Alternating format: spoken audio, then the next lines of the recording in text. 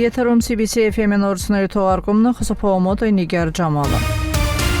Ավարտվել է Ադրբեջանի Հանրապետության նախագահ Իլհամ Ալիևի աշխատանքային այցը Թուրքիա։ Ազերթաջի փոխանցմամբ Կահրամանմարաշի միջազգային օդանավակայանում Ադրբեջանի նախագահի պատվին շարվել է պատվո պահակախումբ։ Ադրբեջանական պետության ղեկավարին ճանապարհել է Թուրքիայի Հանրապետության նախագահ Ռեջեփ Տայիպ Էրդողանը։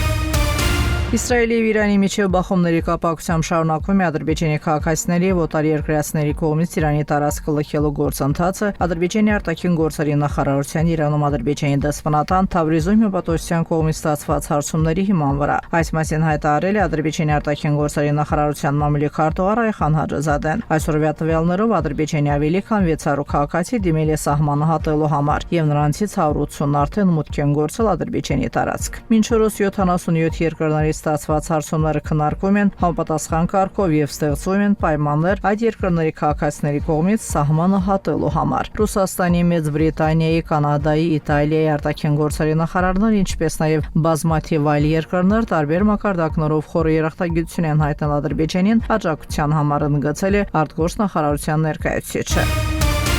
Թուրքիայի եւ Ադրբեջանի անցած եղբայրությունը այսուհետ կնպաստի երկու երկրների միջև համագործակցության ընդլայնմանը։ Այս մասին լրագրողների հետ զրույցում հայտարարել է Թուրքիայի ազգային պաշտպանության նախարար Յաշար Գյուլերը։ Նա նշել է, որ երկու երկրների միջև որոշակի աշխատանքներ են տարվում պաշտպանական արտադրության ոլորտում, բայց այդ Գյուլերը խոսել է Իրանի հետ սահմանին գտնվող Վան քաղաք կատարած իր ուղևորության մասին։ Ես Վան այցելեցի ոչ թե ինչ-որ սպառնալիքի պատճառով, այլ անվտանգության միջոցառումներին ծանոթանալու համար, ասել է Թուրքիայի պաշտպանական գերատեսչության ղեկավարը։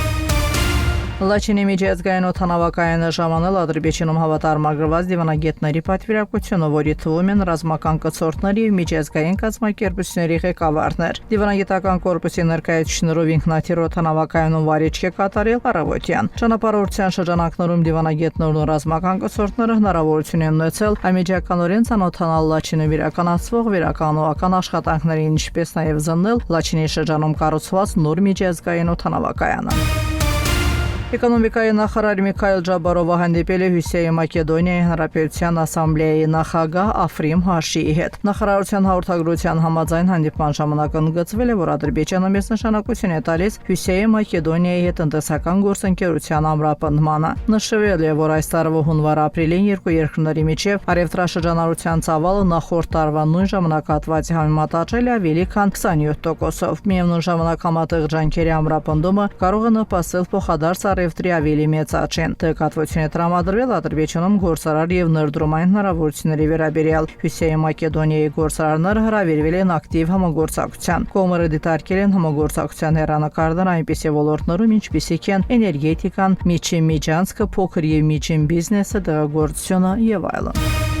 Բաքվում շարունակվել է Հայաստանի Հանրապետության մի խումբ քաղաքացիների գործով դատավարությունը, որոնք մեղադրում են խաղաղության և մարդկության դեմ հանցագործությունների, ռազմական հանցագործությունների, ներառյալ ագրեսիվ պատերազմ վարելու, ցեղասպանության, ահաբեկչության ֆինանսավորման, իշխանության ապօրինի զավթման և Ադրբեջանի դեմ ուղղված այլ անօրինական գործողությունների մեջ։ Բաքվի զինվորական դատարանում դատավոր Զեյնալ Աղաևի նախագահությամբ տեղ ունեցած դատական նիստում մեղադրյալներից յուրաքանչյուրին տրամադրվել է թարգմանիչ իրենց խոսած լեզվով, ինչպես նաև պաշտպաններ։ Դատավարության ընթացքում պետական մեղադրող Վուսալ Աբդուլլայևը հերթական հարցեր նետվել մեղադրյալ Դավիթ Մանուկյանին։ Մեղադրյալը պատասխանել է նախկինում Հայաստանի կողմից օկուպացված ադրբեջանական տարածքների ականապատման վերաբերյալ հարցերին։ Համեմատաբար խաղաղ ժամանակերում, երբ ես զորամասեր հրամանատար էի, եղել են ականների հետ կապված դեպքեր։ Տրվել են հստակ հրահանգները ձվաթղթերի և քարտեզների պահպանման վերաբերյալ։ Յուրաքանչյուր ականապատման գործողություն իրականացվել է միայն վերադաս հրամանատարության հրամանով, ասել է մեղադրյալը։ Դուք լսեցիք CBC FM-ի նորությունների թողարկումը, հետևեք մեր լուրերի հաջորդ թողարկումներին։ Իսկ այժմ եղանակի մասին։